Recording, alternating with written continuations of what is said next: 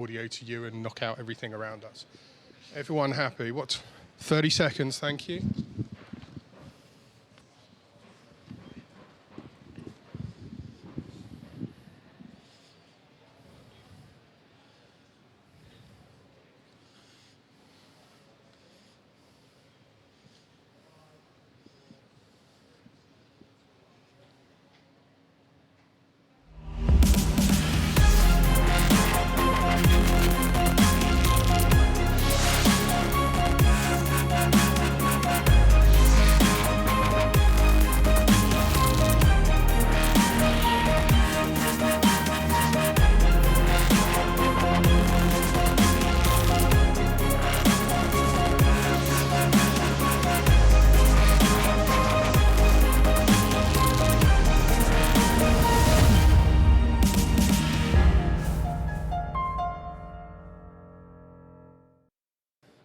Good afternoon, welcome back to Fujitsu Forum TV, where we continue to bring you live and exclusive coverage of Media Day here at Fujitsu Forum 2019, ahead of the doors opening at 9 o'clock Central European Time tomorrow morning.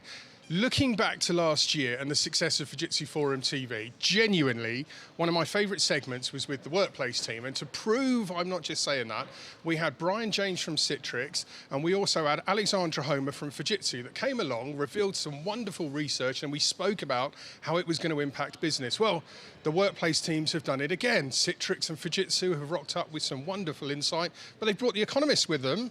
I'm delighted to say we're joined by Andrew Davis, who's head of workplace at Fujitsu, Pete Swabey, EMEA and editorial director for thought leadership at the Economist Intelligence Unit. Have I got that right? You've got that right.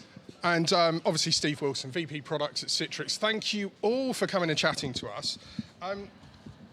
It's Media Day here. We know that you've been running a round table. You've been briefing media on what's been happening. Spill the beans. What's been going on? What have you been sharing? Well, we've been talking about some research that we did at EEIU, sponsored by both Fujitsu and Citrix, on workforce transformation. It's based on a survey of executives from around the world.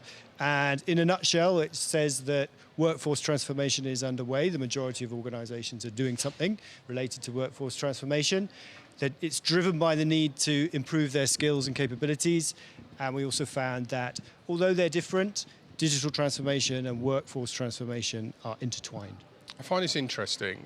We've spoken a lot about workplace previously. I'm really interested in the fact that you're focusing on workforce this time. How challenging is it for boardrooms to actually define the right transformational strategies? I mean, just how tough is it? It's very tough. I mean, companies are really struggling to understand the changing environment that we're going through at the moment. There's lots of social, economical change and technology change as well. So they're really struggling to understand where to drive their future investments to get the most value. Pete, I know you've been heavily involved with the research. Have there been surprise findings? What shocked you in it? Yeah, one of the biggest surprises was that we found that workforce transformation initiatives are more likely to be led by the CIO than the chief HR officer. Okay. As I say, it's very much seen as something that is intertwined with technology transformation, so that makes sense to a degree. But at the same time, the workforce has been traditionally the HR department's responsibility, so it's surprising to see they're not taking the initiative more. What about Citrix? Looking through the lens of Citrix, what jumped out at you, Steve? Well, what I think we're starting to see now is people starting to view both IT and HR not just as cost centers, but as places that they can really make big, impactful changes. And by changing the employee experience, they can have big impacts on both productivity and employee engagement, which has a big impact on the company as a whole. What about Fujitsu? What have we seen that's surprised and delighted us? What's been really interesting to see is how people are investing, really. So they're investing equally both in training skills and enhancing their capability, but as well as their technology. And this, I think, comes back to the intertwining of digital transformation and workforce transformation if you're really going to achieve those strategic goals you want to get to. Do we think, it's a bit of a loaded question, do we think boardrooms are aware of the necessity, or do they know about it and they've still not figured it out? I mean, where are the C-suite in particular, where are they on this journey of discovering their workforce transformation solution? Steve, what do you think? So I think what we've seen over the past few years is the C-suite coming to understand that customer experience is really important. We're in the early stages of them making that same decision that employee experience is really important. If the employees who you're depending on to give you great customer experience don't have great experiences themselves, how can you expect them to deliver great customer experience? And so while we are seeing people engaging in workforce transformation, we're still early. I'm going to bring the next question to all three of you to get different perspectives. The great thing about reports and insights, it gives us that tangible data to point us in a direction. If you had one message for boardrooms, businesses watching this and thinking, okay, we've probably got a bit of work to do on our own strategy. If you had one message for them, what would it be, Steve? We focus too much on employee productivity. We need to start to shift that focus to employee engagement. And IT is a place where you can make big impacts in a fairly short period of time to make a shift there. What do you think, Pete? When we asked respondents what the big barriers to workforce transformation are, two of the top answers were resistance to change by employees and a lack of an idea of what the ideal workforce is. To me, those both reflect a sort of lack of vision by the senior leadership. So we know it's on the agenda. A lot of organizations are undergoing workforce transformation, but maybe there is a lack of understanding of where they need to go. And I would say that's job one, is understand how your strategic objectives should be articulated in the design of your workforce. Following on from Pete's point really is that really looking at what workforce you need for the future, so you can then build on that and work out where to place your digital investments to deliver the right workforce that you need.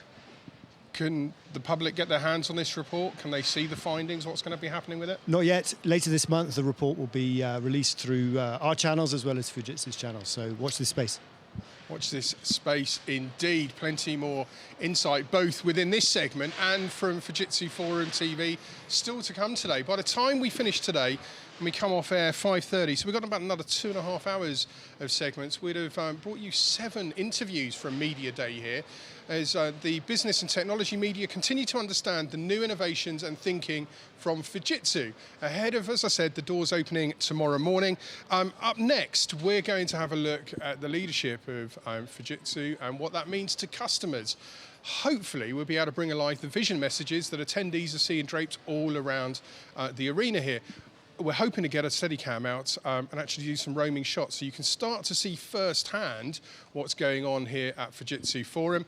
Looking ahead to tomorrow, we'll be back on air at 0900 Central European Time tomorrow morning as we build up to the opening keynote. Now, a reminder, normally you have to be an attendee of Fujitsu Forum if you want to see the keynotes. We brought you 3 of the 4 keynotes last year. This year, you're seeing all 4 keynotes. We're bringing you more than 40 live interviews with the very people that are running the breakout sessions, the interactive breakout sessions here in Munich this week.